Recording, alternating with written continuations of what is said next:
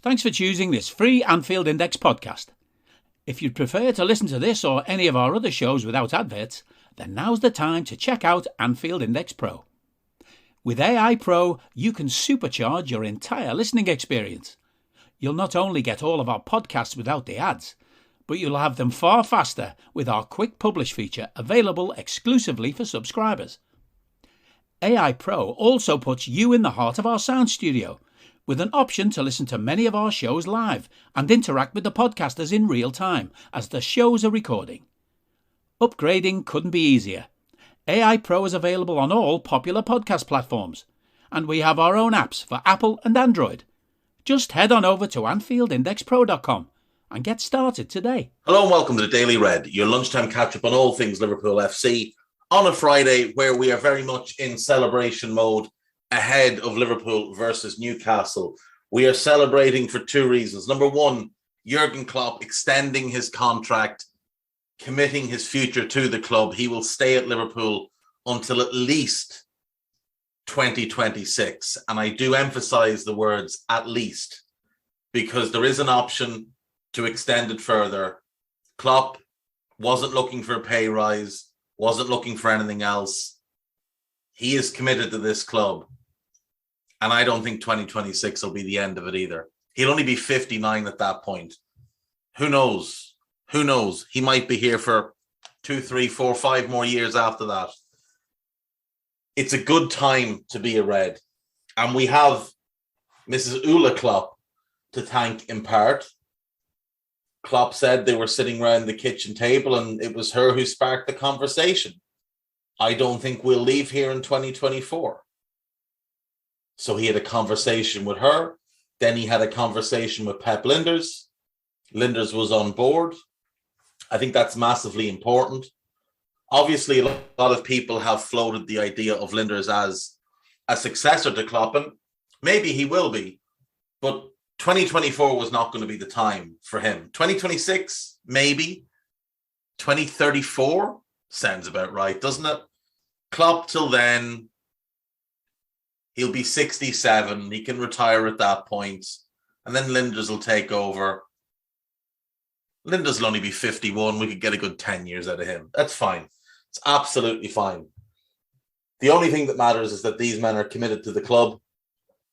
And that will signal to the rest of Europe, and especially to the rest of the Premier League, that we're not going anywhere. That this is here to stay.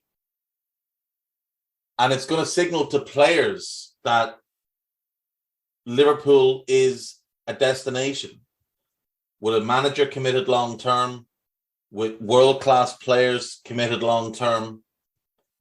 And by players, I mean Salah, I mean Mane, and players at other clubs, players that we've been linked with, Tchouaméni, Bellingham. I mean, in a fantasy world, you could throw in Mbappe. I don't think we'll sign Mbappe, just to be clear.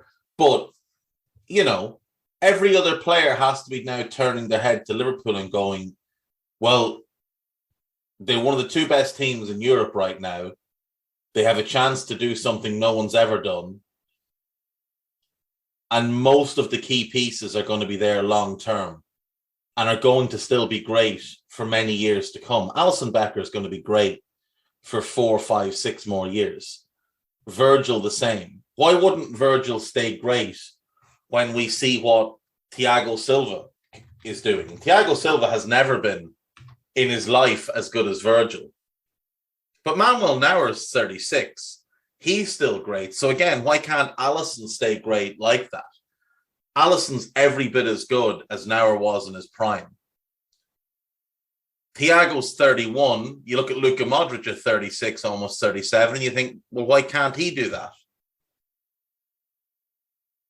Sure, he has the injury issues, but when he plays, he's still on another level to everybody else.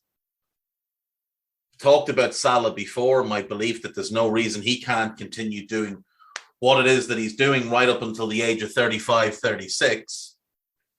Look at the show pony in Manchester. There's a mentality in English football that if you score goals, you're playing well. So all Salah needs to do is score goals till he's 35, 36, 37, and people will say he's playing well. You see, unfortunately for Salah, the mentality is if you're not scoring goals, you're not playing well. So despite the fact that he's still as productive as he was pre-Christmas, it's simply a matter of he's scoring less goals. People think he's playing poorly. Now, speaking of Salah, he has today been named Football Writers' Player of the Year. Kevin De Bruyne finished second. Declan Rice, bizarrely, was voted third. 9 Liverpool players in total received votes. I'd be curious to see that list and see who got votes. Because I'd imagine Virgil did very well. I'd imagine Mane did very well. And Trent, I'd say, did very well. I'd like to see how many votes those players got. Mark Ogden has come out and said he voted for Virgil. And he said his main logic behind it was, look where Liverpool were with him, look where they were without him, look where they were with him again. And he's right. Think about this for a second. This is only Virgil's third full season with Liverpool. 18-19, we win the Champions League, almost win the title. 19-20, we walked the title. He misses almost all of last year and we finished third. And this season, we're in the running for the title, Champions League, we're in an FA Cup final, and we won the League Cup. If you think someone else is Liverpool's most important player, you are fooling yourself. He is the system. He is the leader. He is the organizer. He's the one that sets the standards and holds the levels as high as they are. He is that guy. He is the single most important player at the club. Salah's great. Mane's great. There's many other great players. Virgil is number one. But Salah deserves Player of the Year. There's no question Salah deserves Player of the Year. Like, De Bruyne didn't start playing well till the turn of the year. Pre-Christmas, City fans were trying to say Bernardo Silva should be Player of the Year. There was about 2 weeks where Phil Foden should be Player of the Year. João Cancelo should be Player of the Year. Rodri should be Player of the Year. De Bruyne wasn't mentioned. His name only got brought into conversations after the turn of the year. I'd imagine Harry Kane got some votes. He didn't turn up till mid-January. I'd imagine Cristiano got some results. That guy is the reason United are as bad as they are. You can have your goals all you want. But that team last year didn't have any problem scoring goals. And this season, they can't score goals unless it's him who scores them. Last season, they were pretty good defensively. This season, they're an abomination defensively because they defend with 10 men because he doesn't do anything off the ball. Whereas you look at Salah and you look at the defensive work he puts in, they play different sports. Salah is better with and without the ball. Cristiano does one thing. It's like he plays, we used to call it Wembley when we were kids. Some people call it 3 and in. Score 3 goals, go and goal. We used to call it Wembley. I have no idea why. That's what Cristiano does. Headers and volleys. That type of game. Mo Salah plays football. And he's elite on and off the ball. Simon Brundish had some really, really impressive data on Salah today. And it highlights why he is unquestionably the correct choice as Footballer of the Year. Let me just pull this up now. So, most goals in the league, most assists in the league, most big chances created, most goal-creating actions, most big goals and assists, most open play expected assists, second most through balls in the league, which is really impressive for a forward player, most progressive passes received, second most carries into the box, second most touches in the box, most most touches in the box, most penalty box touches. I assume they're the same thing. Most shots, fifth most players dribble past, fifth most attacking third pressures. So he's doing all the on-ball stuff, and he's still fifth in attacking third pressures, whereas Cristiano is last in the league in attacking third pressures. Last. And behind Salah and everything else. But yet some people will tell you Cristiano's still a better player. Salah, this season, undeniably the best player in the league. Pre-AFCON, he was being called the best player in the world. He was the favourite to win the Ballon d'Or. He went to AFCON, he got run into the ground, he's come back, and he's still been pretty good. Sure, he's had games where he's been frustrated and frustrating to us. Sure, there's been games where you just wish he'd passed the ball sometimes, but he's still been really good. He's still been a massive threat. And it's the threat he poses that has enabled Mane, Diaz, and Jota to thrive, because he attracts so much attention that they often get one-on-ones. And those three, one-on-one with pretty much any defender, are going to get the better of them. I'd love to know how it is that Salah only got 48% of the vote. I've seen some journalists say, oh, well, this was a much harder decision than it was a couple of months ago. Why? Because you judge this purely on scoring goals? I saw Marcotti say, well, if you look at Salah's non-penalty goals, he's only got the same as Heung-min Son. Okay, Heung-min Son is one of the best players in the league, and he's having a good season. So what's the argument here? Son has been unbelievable this season. He's got 17 goals and 7 assists in the Premier League. What's the argument? Maybe I read Marcotti wrong, but that seemed to be what he was implying. That if you take away the penalties, it's not as impressive.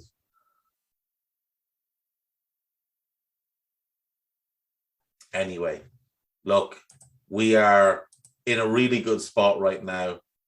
A really, really good spot right now. And while we can take the time, and we should take the time to laugh at those across Stanley Park, to laugh at the red side in Manchester, we should also just take that time to appreciate what we have, what we're going to have, what we've already had with Jurgen Klopp and Salah and Van Dijk and all these players. It has to be one of the most exciting times in the club's history. It just has to be. Like, I wasn't alive during the late 70s, I was born in 82, but I obviously wasn't aware of what was going on. So, I don't know what it was like to live through the Paisley era. But this has to be right up there. We're not as dominant now as we were then, but then, well, there were great teams. There was Clough's Forest, there was that Villa team that won the European Cup. There wasn't these countries owning clubs like we have to compete with now. There was nobody like City spending the money they did. Like, there was no way back in, well, let's be fair. There is no way in the history of the game that any other club could spend a British record fee on a player, not play him in most of their biggest games, and not come under massive question. And for all the City fans that will try and tell you, oh, but in the second year under Pep, that's when these players take off. Okay, maybe. Who's he starting over? Who's Jack Grealish starting over in a best City 11? Because he's awful as a false nine, like genuinely awful, as bad as you'll ever see. He can't play as a number 8. We've got years of proof of that from when he was at Villa. He was brought to City to be a number 8, and that was scrapped after one game when he was terrible away to Spurs. The only place in that team he can play is the left-sided forward role. Now, if they are to sign Erling Haaland this summer, Phil Foden is most likely going to have to play that left-sided forward role. And then Sterling and Mahrez, you'd imagine, will compete for that right-sided role. So where's Jack Grealish going to play when he's much improved? Just one to think about. We don't have that luxury, but yet we still compete with them. That's how good we are. That's how good we are. They can spend 100 million on a player, have him flop, and it doesn't affect them. If we spend 100 million, Sky would do special broadcasts on the player, and every single touch would be analysed. Remember when we spent 75 million on Virgil? Remember what that was like? Every single Virgil game was micro-analysed as they all sat around and waited for a mistake. And fortunately, the man just doesn't make mistakes. Very hard to make a mistake when you are, in fact, a cyborg. So you should be excited. You should be excited at the fact that we're this good. We can compete with clubs like that who can spend that much money. You should be excited that Klopp is signed on long term. You should be excited that Mo has won Player of the Year, his second time winning Player of the Year. He joins a short list of players who've won it twice. And would you bet against him winning it a third time and joining Thierry Henry as the only players to win it 3 times? I don't think you would. And if he does win it 3 times, there's going to have to be a real conversation had over whether Salah is the best forward player in the history of the Premier League. If he signs this contract and continues to do what he's been doing, he's going to go down as the best forward the Premier League has ever seen. There's a game tomorrow. We play Newcastle, but it just seems like it's unimportant because Klopp has signed a contract. Nothing else really seems to matter because we know that Klopp is going to be here long term, and we know that everything that's good is going to stay good. So I'll see you on Monday. Enjoy your weekend. Enjoy what should be a good game of football. Hopefully 3 points for the Reds. And then, hopefully, Jesse Marsh pulls off the shock, gets himself a nice point, or even 3, against Pep. And then myself and Carl are going to do an Americanized version of Scouted next week with a special nod of the cap to Wisconsin. So I'll see you next week. Bye-bye. We hope you enjoyed listening to this Anfield Index show. Please be sure to subscribe to our channel so future podcasts find their way to your device automatically. There's nothing quite like fan engagement, and we'd love to know what you think of anything discussed on this show. The best way to get in touch is over on our free Discord community, where both podcasters and listeners debate the hottest LFC topics 24/7. Sign up free now at AnfieldIndex.com/Discord. You won't regret it. You can also follow us on Twitter at Anfield Index and find us on Facebook by searching for Anfield Index. Oh, and before you go, we'd love it if you could leave us a 5-star review on your favourite podcast app. It only takes a couple of seconds, and it means the world to the people who create these free shows.